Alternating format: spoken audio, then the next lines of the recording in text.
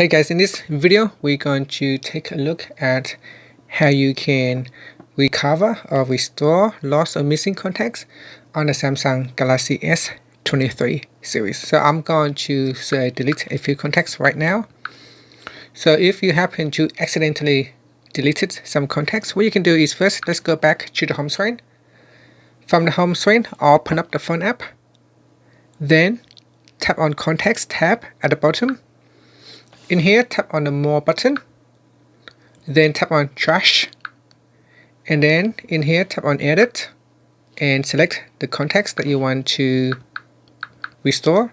So I'm going to go through here and restore 2 contacts, and then at the bottom tap on the Restore button, and that's it. The contacts has now been restored back to your contacts list.